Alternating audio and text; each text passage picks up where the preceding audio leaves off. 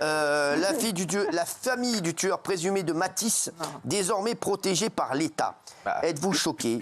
Encore une histoire de fou.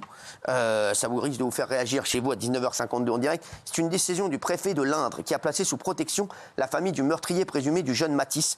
Voilà ce qu'on a pu lire dans la presse. Sur les réseaux sociaux, des données personnelles du suspect et de ses parents sont partagées.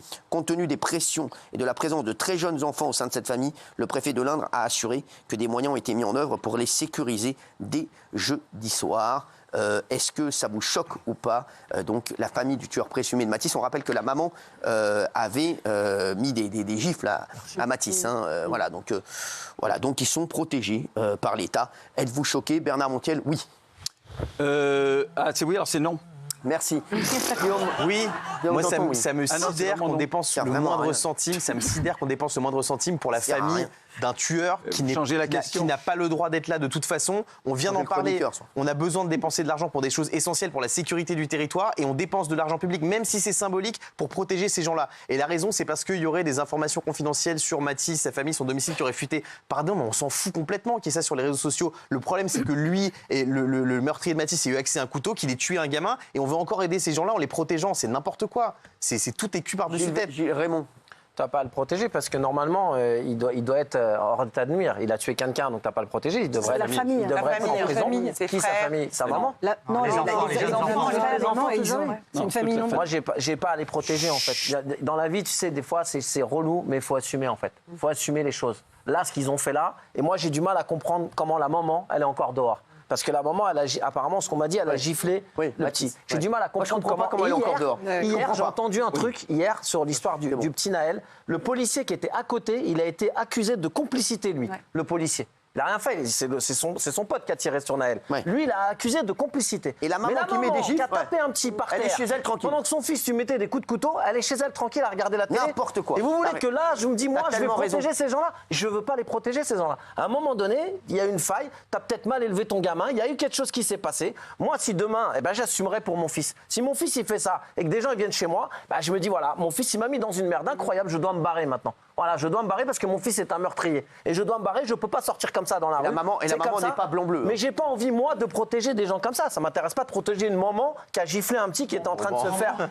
Oui, mais à chaque fois, une maman. C'est comme ça, j'arrive pas à le dire. Non, t'as pas envie de protéger une maman. Tu le dis très bien. J'ai pas envie. Non, merci. Jean-Michel. Oui, moi, je suis entièrement d'accord avec Raymond. Et ça m'énerve autant que la règle qui veut que quand il y a un drame comme ça, on monte la photo de la victime et on floute l'assassin. Pourquoi on le floute? Putain, mais qu'on le montre à la vindicte populaire. C'est un meurtrier, c'est la loi. Et elle est mal faite. Elle est mal faite.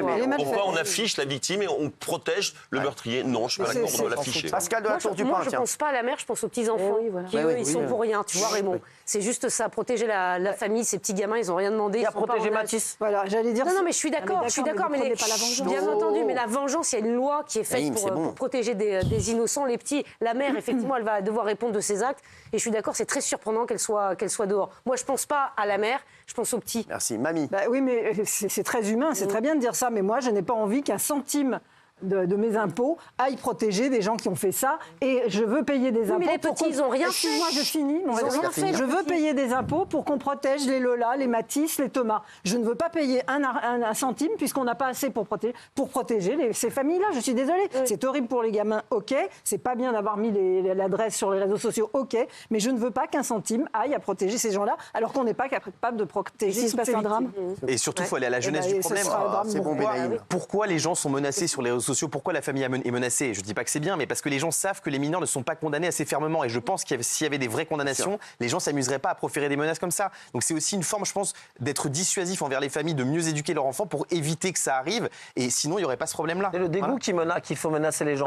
Les gens sont dégoûtés que la maman soit encore dehors, donc ils trouvent des moyens pour faire chier cette famille-là. C'est regrettable parce qu'il y a des petits-enfants dans l'histoire et on veut qu'il arrive rien du tout à ces enfants. Mais c'est le dégoût de la manière de faire. Quand une dame, elle gifle quelqu'un que son fils est en train de tuer, elle ne peut pas être dehors. c'est pas entendable. Je peux pas entendre des trucs comme ça. Après que tu me dis, on les a menacés sur les réseaux, c'est la faute de qui? C'est la faute des mêmes qui sont en train de les protéger. Bah, vous auriez gagné du temps. J'aurais déjà protégé les petits. Parce que je pense que si j'aurais déjà protégé les petits de leur maman. Bien sûr. Si la maman, parce que la maman, pour moi, ce qu'elle a fait à Mathis, non, mais je vais vous dire, moi j'aurais protégé les enfants de la maman déjà, parce que la maman, je suis désolé les mecs, elle a mis des gifles à Mathis, c'est inadmissible, et qu'elles sont encore dehors pour moi, c'est encore, on montre encore une fois qu'on marche sur la tête.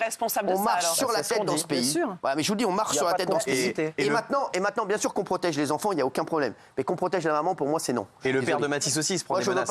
Moi, je veux pas mes impôts. Je veux pas que mes impôts servent à protéger la maman, cette maman qui a mis des gifles à Mathis. Je suis désolé. Alors qu'il était par terre en train de se vider de son sang. Voilà. Non, mais je suis d'accord. Pour moi, c'est direct prison pour elle, c'est placard. Hein. Je suis désolé. En attente de jugement, complicité, c'est même pas une question d'impôt, c'est en attente de jugement de complicité. Non, mais il faut faire les choses dans l'ordre, en fait. Gilles Verdez. Bon, je suis d'accord avec vous sur le fait que la maman devrait être en détention provisoire, je l'ai dit ici. Personne n'a compris. Je trouve même que la mise en examen pour violence volontaire sur personne vulnérable, elle est faible. Donc je ne comprends pas ce qu'elle fait dehors. Après, si le préfet prend cette réquisition, s'il protège, c'est qu'il y a eu des menaces directes, explicites sur la famille. Cette famille, elle est détestable. Tous les voisins le disent, tout Châteauroux le dit, on est d'accord. Mais il y a des petits-enfants, à un moment, il y a des menaces de mort précises. Cette famille est détestable, tout le monde le dit. Oui, mais cette famille, Cyril, ils sont insupportables. Bah oui. Mais leur comportement était inadmissible. L'auteur présumé du meurtre, il a été mis en examen. Je ne comprends pas non plus ce qu'il faisait dehors. OK, mais après, il y a des menaces directes de mort sur une famille, on est obligé de les protéger. Voilà. Est-ce qu'on protège le père de Mathis qui reçoit des menaces aussi parce qu'il a dit qu'il ne fallait pas instrumentaliser? Non, il reçoit des insultes qui sont inadmissibles. Mais il n'y a pas des menaces de mort. Excuse-moi, mais moi je préfère protéger le père de Mathis. Mais c'est inadmissible. Mais c'est pas œil pour œil, dent pour dent. Voilà. Quel que soit ce qu'on pense de cette famille, et je n'en pense que du mal, il faut les protéger. Si le préfet prend un arrêté de protection, c'est qu'ils sont menacés. Voilà. Vous, tiens, qui... Tout à fait d'accord avec ce qui vient d'être dit, absolument. Mais non, mais est-ce que je peux m'exprimer ou pas? Il a la gueule en biais, il vient de se réveiller. Il s'est réveillé il y a une demi-heure, il a la marque de l'oreiller ici et il vient nous donner des leçons. Non mais sans rigoler, non mais quel guignol. Je parle pas, vous faites votre sketch.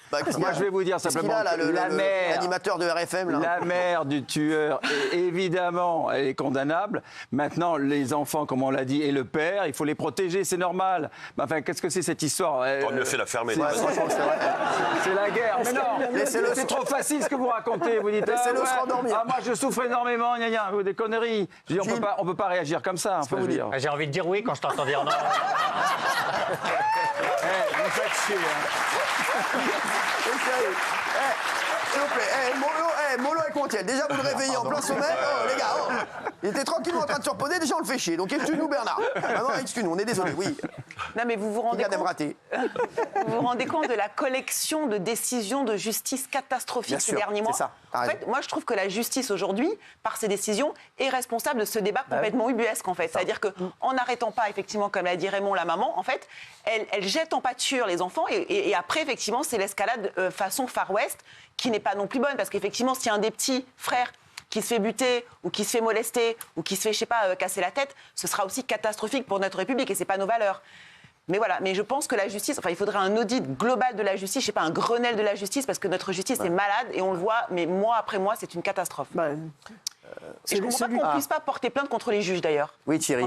Ça, je suis bien d'accord parce que celui qui a tué Mathis, depuis février, c'est-à-dire en 2 mois, il avait sorti 3 fois son couteau quand même, à 15 ans. Les services sociaux savaient, la justice l'a laissé dehors. Donc franchement, moi, j'en ai marre. Je voudrais qu'on me montre la personne qui a pris cette décision de le laisser en liberté. Parce que d'accord, c'était un mineur, mais il y a des centres de rétention, des choses fermées, pas des centres éducatifs fermés. Donc moi, j'aimerais que cette personne vienne nous parler en disant oui, c'est moi qui lui ai dit de rester dehors. Parce que c'est lui le responsable. Une vanne. Je crois que... non, Bradley Cacola que vous voulez rajouter. Je savais qu'il y avait une vanne. Non, mais à chaque fois, je dis, par exemple, quand il y a une bavure policière, et c'est très bien, il y a une enquête et ils sont condamnés. Quand il y a une bavure, mais je l'ai dit, quand il y a une bavure, je sais pas, dans la médecine, le médecin, il est écarté, il est radié de l'ordre des médecins. pourquoi les juges, ils ont une sorte de totem où ils sont intouchables quand ils font des erreurs. Ça, c'est vraiment une question à poser. Non, elle dit, je suis d'accord avec elle. Pour une fois, vous êtes d'accord avec elle dans cette question.